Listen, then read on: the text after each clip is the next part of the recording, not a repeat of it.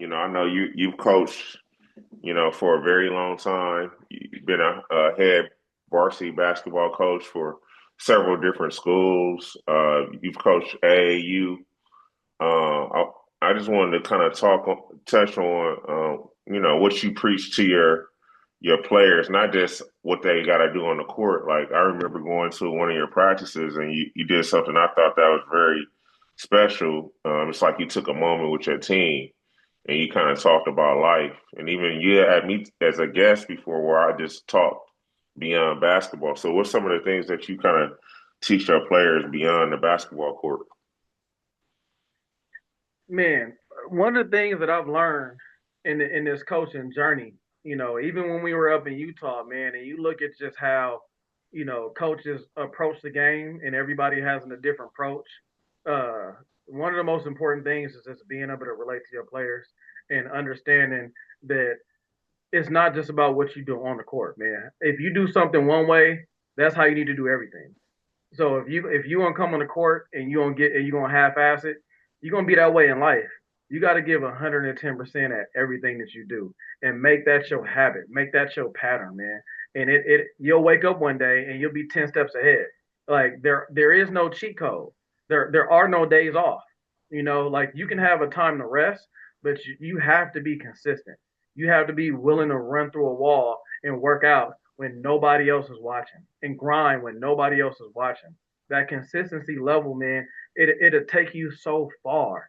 If you work out 2, 3 times a day, you're gonna be better than everybody else that just shows up to practice and they showing up on Mhm. time. Are you getting there an hour early, hour and a half early, 2 hours early? What are you doing after practice, right?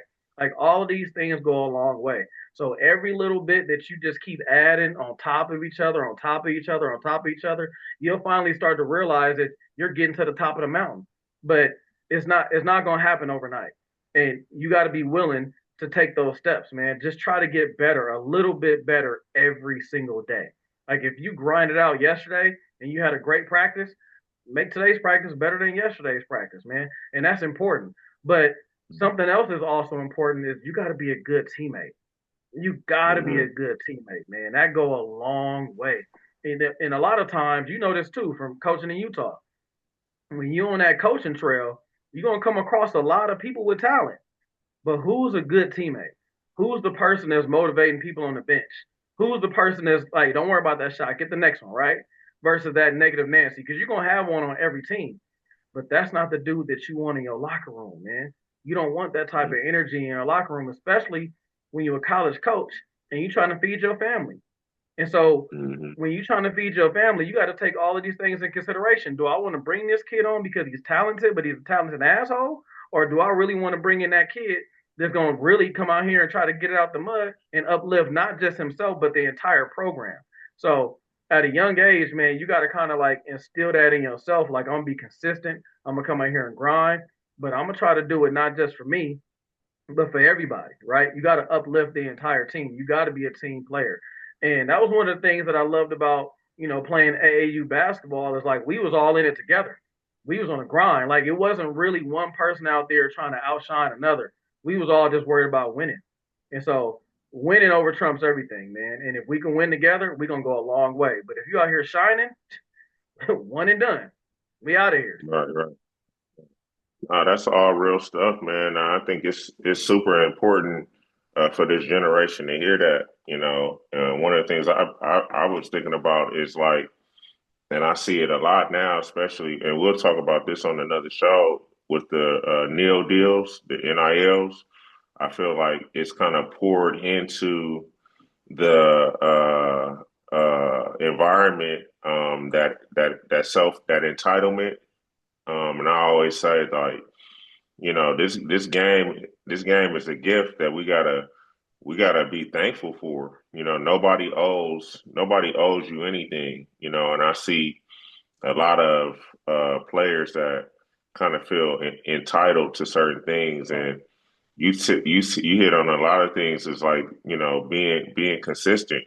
All right, like if you consistent and you discipline, you're literally earning whatever you get coming your way. And I coach and I train. younger people, and I had those conversations with them about like putting in that brick every day, getting, like you said, getting a little bit better every day, get 1% better every day. But if you're not doing those things and you more into what can be given to you, then, that's when that entitlement comes in. You know what I'm saying? And I think that can kind of, ruin a young person. And, we'll touch on these topics as we go, but that's like playing with fire because it's cool when you 16, 17, 18 years old and you got the world at your fingertips and everybody want to rock with you because you got this notoriety.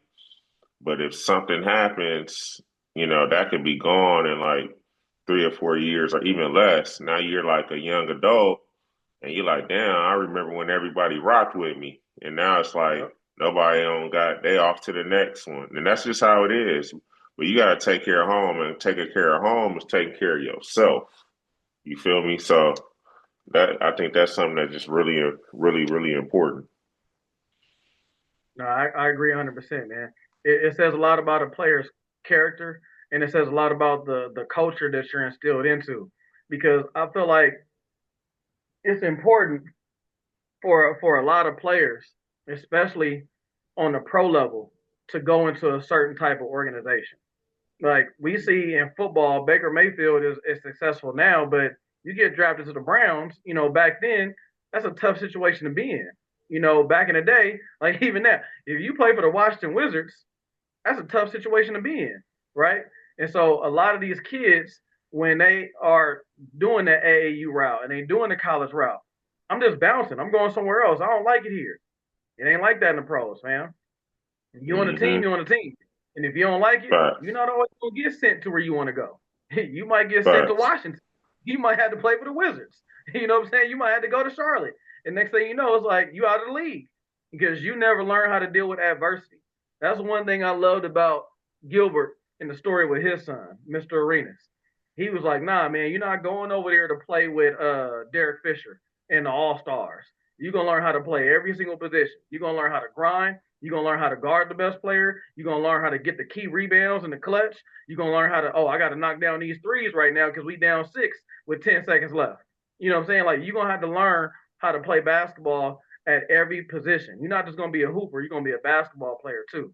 And that's the players that Mm-hmm. really learn how to make it because you're only getting about one scholarship out of a high school player. If you're a real top level Division 1 team, you might recruit one high school player. Other than that, you're looking for a transfer, fam, because these high school kids coming in too entitled. I'd rather get a kid that's willing to get it out of the mud out of JC that went to a JC route for a good solid 2 years, grinded, and he really hungry for a scholarship.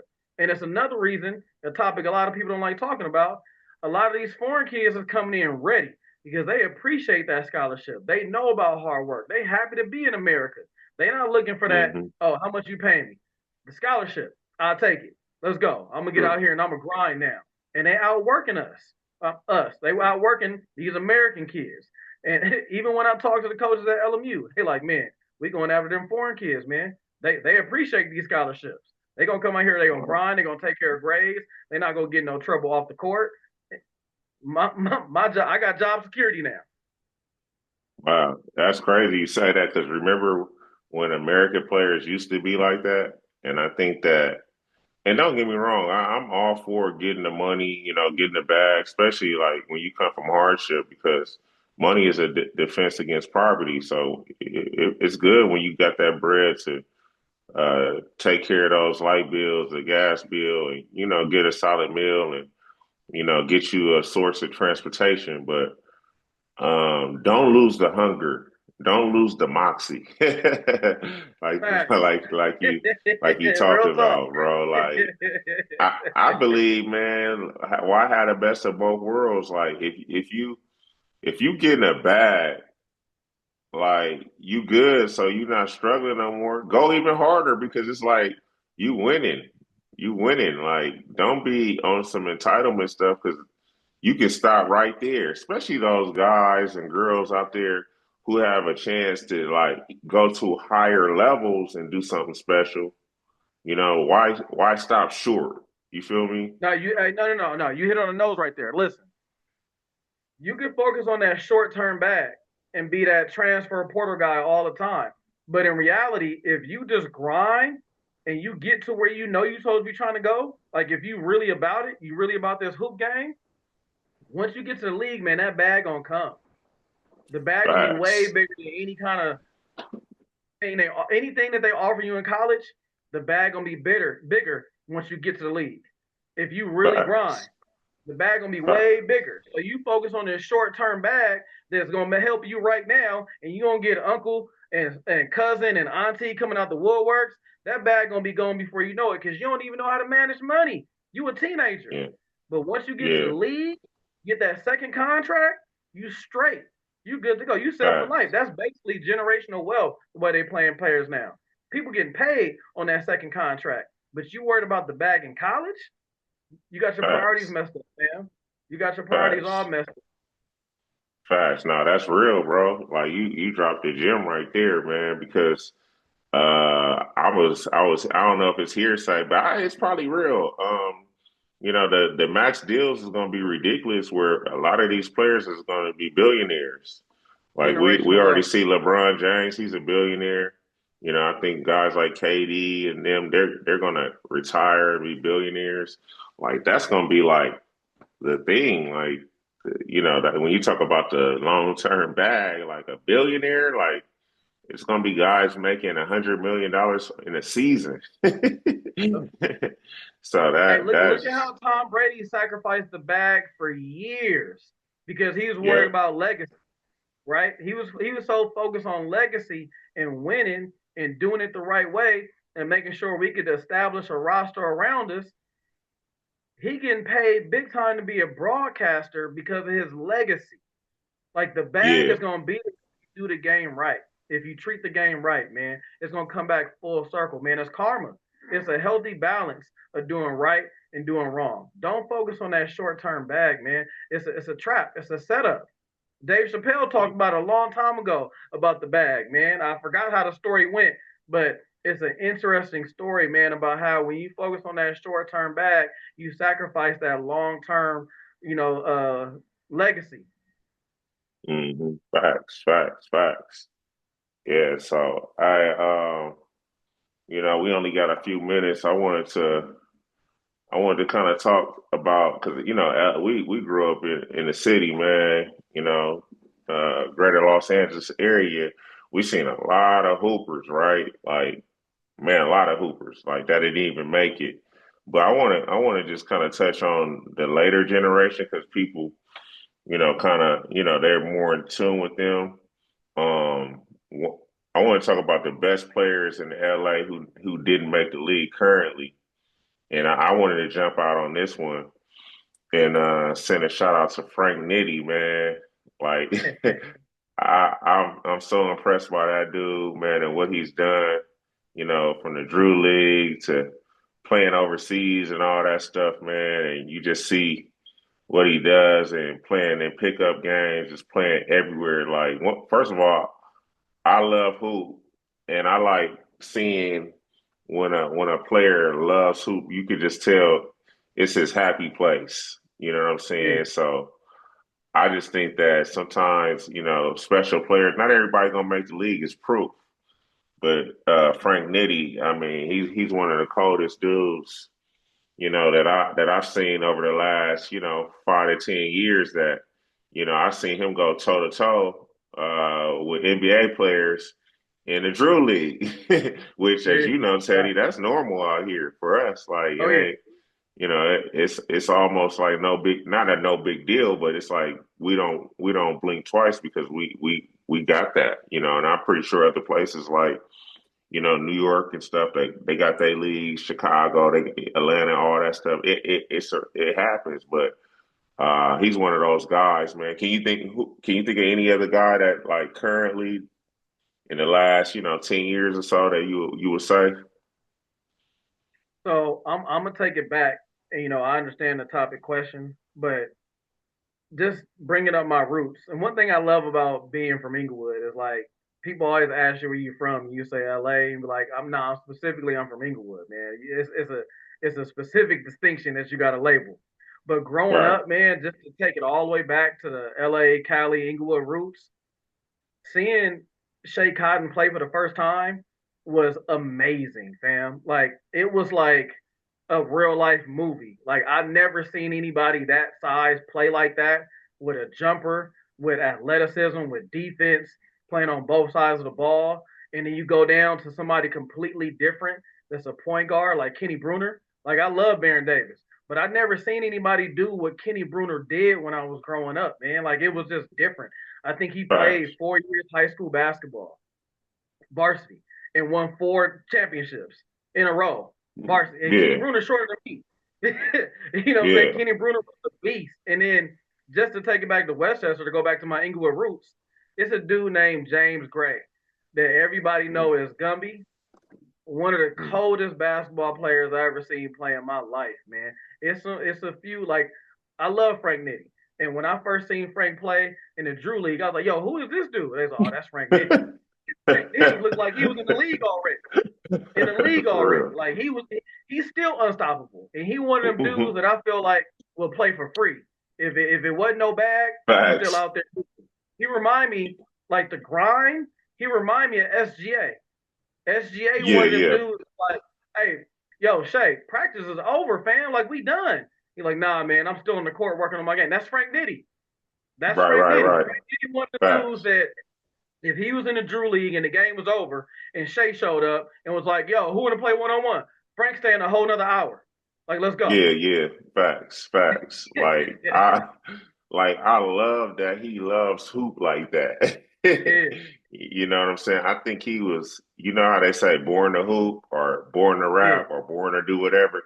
Like straight up, bro. Like bro was born to hoop. Like he liked that. Like that's his domain, bro. Like in the lab on the court. Like he an artist. Like one day, hopefully, we can get him on the show. I just want to kind of pick his brain, like just how he approaches the way he played basketball. That, like when he's out there hooping and the moves he makes is like, is this all like, is he all ad libbing or is he just work? Like, you know what I'm saying? What is he doing? Like, what are you thinking? Like because he's like I ain't never seen nobody that didn't play in the league that unstoppable. You know what I'm saying? So. When Shout I out to watch him Frank play, Nitti. I feel like the game to him is in slow motion. Yeah, for sure. Yeah. For sure. For sure. For sure. It's a great conversation today, man, touching on all these topics, man. Shout out to our city, man. Inglewood, man. City of Champs, All man. day, fam. If you don't City of know, Champions. man, City of Champs, that's where we come from, man. We're getting out the mud. Teddy, once you hit on where the people can find you, your social media, where they can find you at.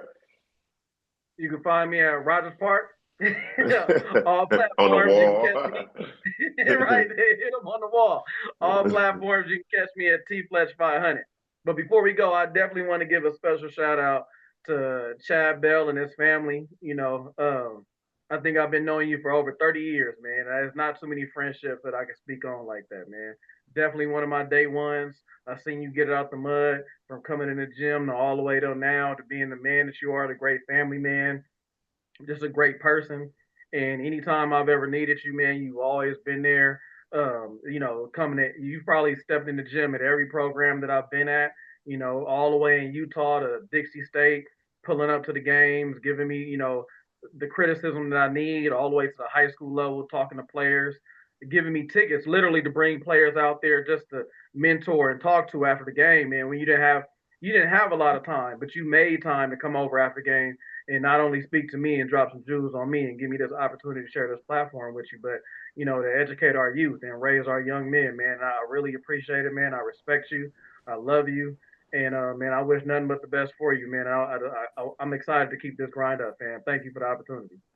Man, you far too kind, bro. I appreciate you, man. I appreciate our many years of friendship, man. And we've been rocking since day one, man. I'm always be there, man.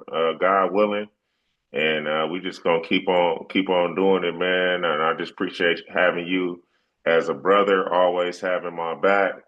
Since we was a kid, always believing in me, man. And and just rocking with me, man. When you have somebody that you got a bond with like that, man, it just becomes, unbreakable, man. So I'm very fortunate, man, to, have the opportunity to do this show with you, and, we can kind of share with the world, our thoughts and opinions, and then just share our friendship and our bond as, black men. And, hopefully we'll be able to, spark a young person's mind to be inspired and do great things. Until next time, you can find me on IG, by the way, Coach C Bell. Appreciate y'all. Peace and blessings.